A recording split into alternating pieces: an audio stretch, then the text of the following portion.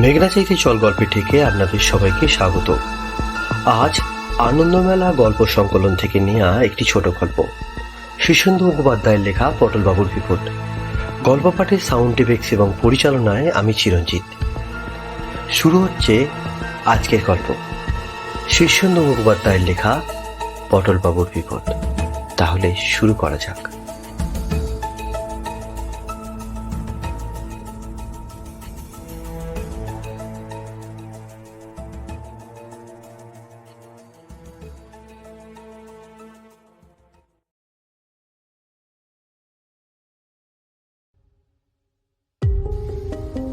পটলবাবু খুন হয়েছেন, অথচ তার লাশ পাওয়া যাচ্ছে না। এইটাই সবাইকে ভাবিয়ে তুলেছে। খুন হওয়ার ব্যাপারটা নিয়ে অবশ্য সন্দেহ নেই, কারণ তাকে খুন হওয়ার হুমকি দিয়েছিল ভীমরুল। আর ভীমরুল যদি কাউকে খুন হওয়ার হুমকি দেয়, তবে সেই লোক নিজেকে নিহত বলেই ধরে নিতে পারে, কারণ ভীমরুল হলো সাংঘাতিক আততায়ী। পুলিশ টুলিশ তার টিকিরও নাকাল পায় না, অথচ সে বহাল তবিয়তেই তার পছন্দ মতো লোককে খুন করে বেড়ায়, তাও আবার আগে থেকে তাকে সতর্ক করে দিয়ে।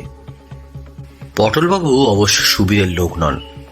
সোনার উপর ব্যবসায় তার লাখো লাখো টাকা আয়, সুদেরও কারবারও আছে। তাছাড়া তার আবার একটি পোশাক গুন্ডা বাহিনীও আছে। পটলবাবুর হয়ে এই গুন্ডাগুলোই আদায় উসুল করে। রথতলা থেকে আশেপাশের অঞ্চল পটলবাবুর ভয়ে তটস্থ। মাস কয়েক আগে সীমন্ত নামে এক গরিব লোক বউয়ের গয়না বাঁধা রেখে পটলবাবুর কাছ থেকে 500 টাকা ধার নিয়েছিল।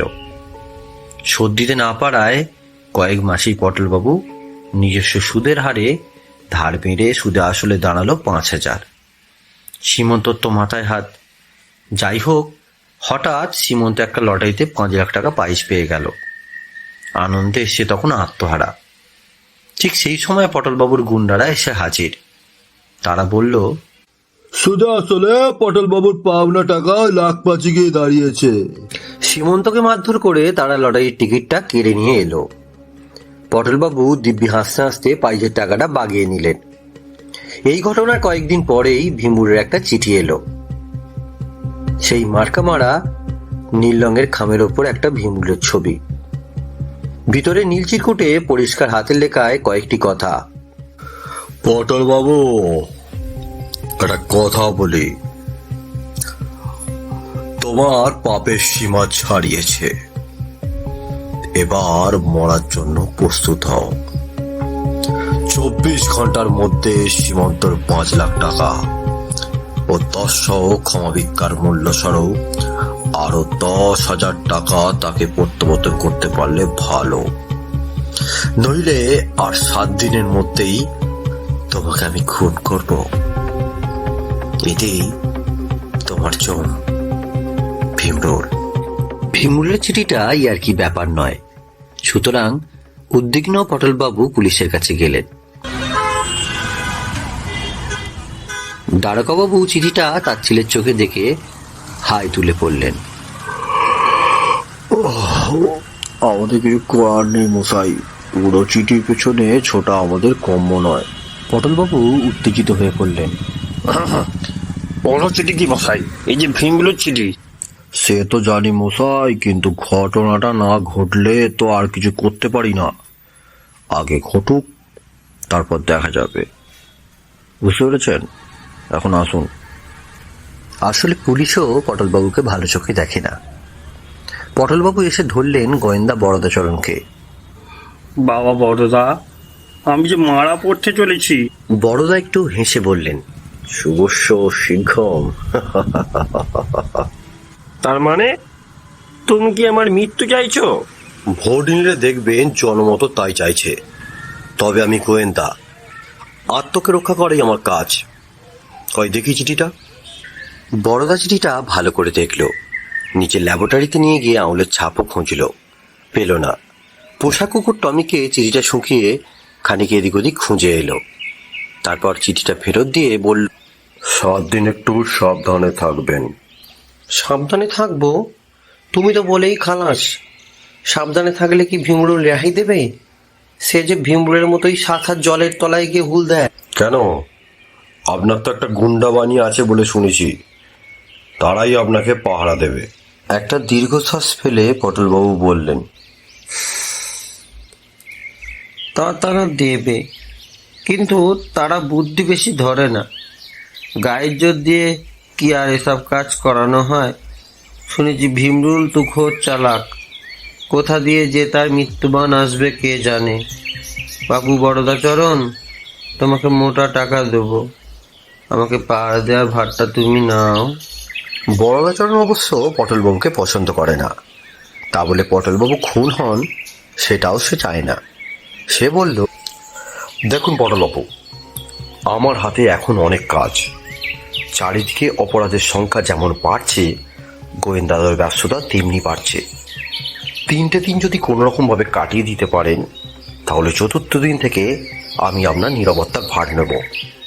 আগামী 3 দিন আমি বড় ব্যস্ত। তবে আমি বলি কি, ওই বেচারার টাকাগুলো দিয়ে দিলেই তো ল্যাটা চুকে যায়। পটলবাবু খ্যাক করে উঠলেন, হকের টাকা? হকের টাকা দিয়ে দিলি হবে? ধর্ম বলে একটা ব্যাপার আছে না? ও তাই তো, ধর্ম বলেও তো একটা কথা আছে। পটলবাবু বরদাচরণের ফি বাবদ 5,000 টাকা অগ্রিম দিয়ে বিদায় নিয়ে বাড়ি ফিরলেন। কিন্তু বুকের ধুকধুকিটা যাচ্ছে না, রাতে ঘুম আসে না, খিদে পায় না, কাজেও মন দিতে পারেন না। তার 3 জন বিশ্বস্ত দেহরক্ষীর মধ্যে ন্যাপা হলো প্রাক্তন ব্যাটার্সি, বিশাল চেহারা, যার গায়ে পেশি কিলবিল করছে। দ্বিতীয় দেহরক্ষী হলো কুম্ফু ক্যারাটের ওস্তাদ গুলে। আর 3 নম্বর দেহরক্ষী স্বর্ণপদক জয়ী মুষ্টিযোদ্ধা হারু। তারা পটলবাবুর কাছ থেকে মোটা টাকা বেতন পায়। সন্ডা গুন্ডার কাজে তাদের খুবই দর, তবে বুদ্ধির ব্যাপারে তাদের খামতি আছে। কিন্তু ভীমরুল অতি বুদ্ধিমান, সে মোটা দাগের কাজ করে না। পটলবাবু খুবই দুশ্চিন্তার মধ্যে রইলেন। স্থির করলেন 3 দিন আর ঘরের বাইরে যাবেন না। দ্বিতীয় দিন সকালে মহিতোষ নামে একজন মহাজন এলো। মোটা সুদে লাখ টাকা ধার নিয়েছিল। সুদে আসলে 2 লাখ টাকা শোধ দিতে এসেছে, সঙ্গে 2 জন পাইক। টাকা পয়সার লেনদেন হয় নিচের বৈঠকখানার পাশের ঘরে। এই ঘরে সিন্দুকটিক আছে। পটলবাবু তার দেহরক্ষীদের কখনো এই ঘরে ঢুকতে দেন না। লেনদেনের সময় তিনি সবসময় একা থাকেন। মক্কেলরাও একাই সে ঘরে ঢুকতে পায়। পটলবাবু ঘরে ঢুকে মহিতোষকে ডেকে পাঠালেন, কিন্তু মহিতোষ যখন ঘরে ঢুকলো তখন পটলবাবুর একগাল মাছি। লোকটা মোটেই মহিতোষ নয়। পটলবাবু শুধু আ করে 2 বার চিৎকার করার অবকাশ পেয়েছিলেন। তারপর যে কি হলো তা কেউ জানে না। ঘণ্টাখানেক পরেও ঘর থেকে কেউ বেরোচ্ছে না দেখে বাড়ির লোকজন জড়ো হলো। বিস্তর ডাকাডাকি আর চেঁচামেচির পর দরজা ভেঙে দেখা গেল মহিতোষ নামক আগন্তুক এবং পটলবাবু কারোর চিহ্ন নেই। গন্ডগোলের সুযোগে মহিতোষের পাইক 2 জন পালিয়েছে। ঘরের মোটা গড়াদের একটা জানলা ভাঙা, কিন্তু জানলা দিয়ে পটলবাবুকে নিয়ে যদি আততায়ী বেরিয়েও গিয়ে থাকে, তাহলেই বা কি করে বাড়ির উঁচু পাঁচিল ডিঙোলো, কিংবা কি করেই বা দরওয়ানের চোখ এড়িয়ে ফটক দিয়ে বেরোলো। পুলিশ এসে সর্বত্র তন্ন তন্ন করে খুঁজে বলল, এটা গুম কেস, খুনের কেস বলা যাবে না। যাই হোক, সবাই ধরে নিল শুধু গুম নয়, গুম করে পটলবাবুকে খুনও করা হয়েছে। কারণ ভীমরুলের যেই কথা সেই কাজ। লাশটা অবশ্যই 2-4 দিনের মধ্যে পাওয়া যাবে। কিন্তু 1 দিন 2 দিন করে 7 দিন কাটতে চলল। পটলবাবু লাশের কোনো হদিশ হল না। পটলবাবু 4 ছেলে গিয়ে বড়দাজনকে ধরে পড়ল। বাবারা আমার ওপর খুব ভরসা করেছিলেন, কিন্তু আপনি তো বাবাকে রক্ষা করতে পারলেন না, এখন কি হবে? বড়দাচরণ নানা রকম কেস নিয়ে সর্বদাই ভাবিত। গম্ভীর মুখে শুধু বলল, বাবার লাশটা যে পাওয়া যাচ্ছে না। ভীমরুলকে ধরার ব্যাপারে তো কিছু হচ্ছে না। বিরক্ত হয়ে পটলবাবুর ছেলেরা ফিরে এলো। গভীর রাত।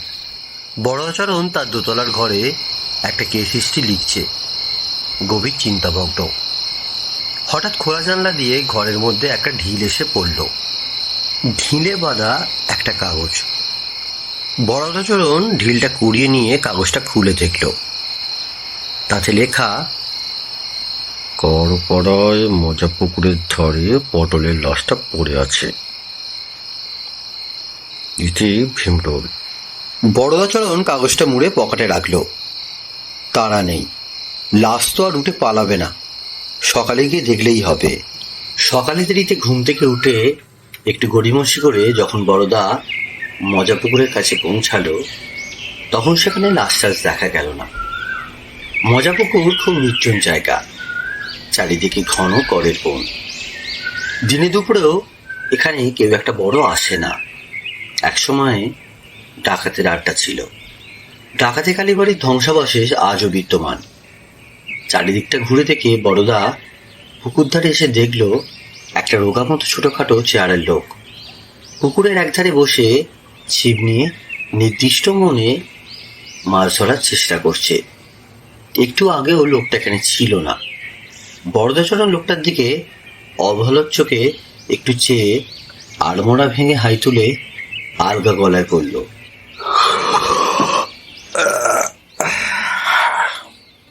কটা মাছ পেলেন?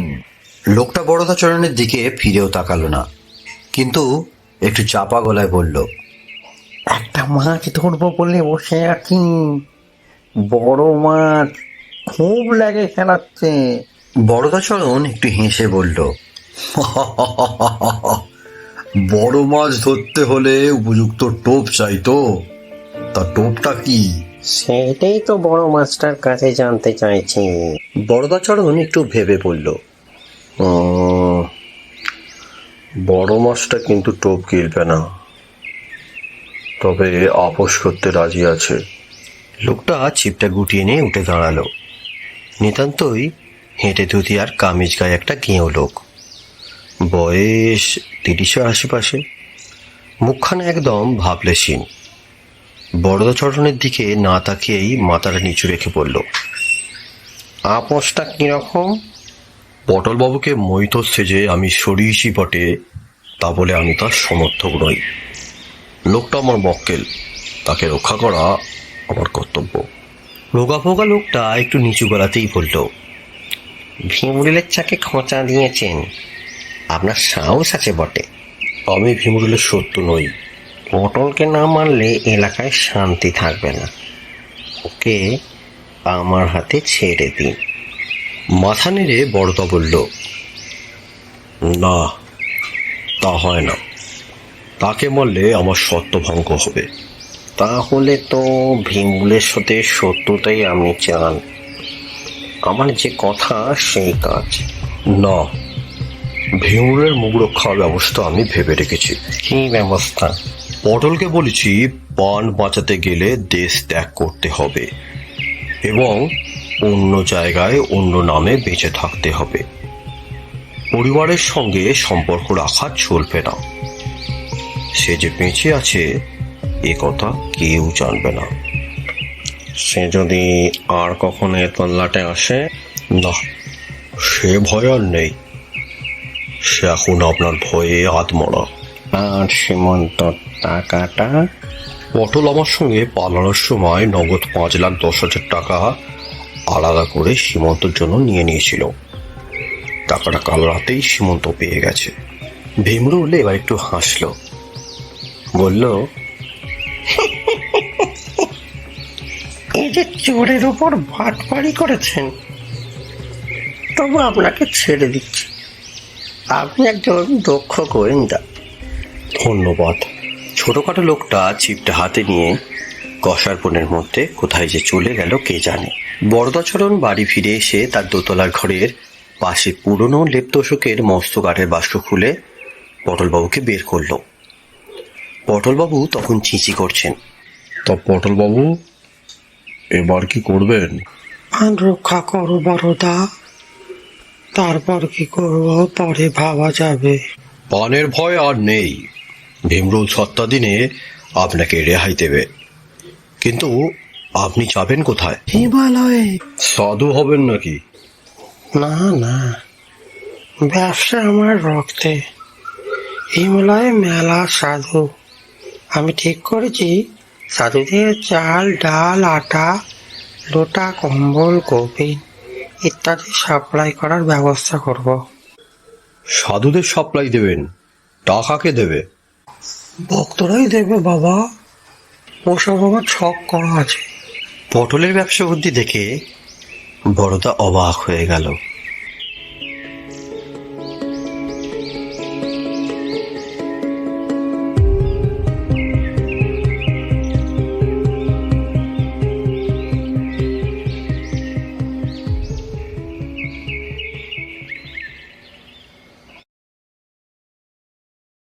মেঘনা চাইতে জল গল্পের থেকে এতক্ষণ শুনলেন শীর্ষেন্দু মুখোপাধ্যায়ের লেখা পটলবাবুর বিপদ। গল্পটি আপনাদের কেমন লাগলো আমাদের অবশ্যই জানাবেন। আমাদের ইউটিউব চ্যানেলে গল্পের ঠিক 2K23-তে আসছে আবার নতুন একটি গল্প নিয়ে। ততদিন ভালো থাকবেন, সুস্থ থাকবেন। বিদায়, নমস্কার।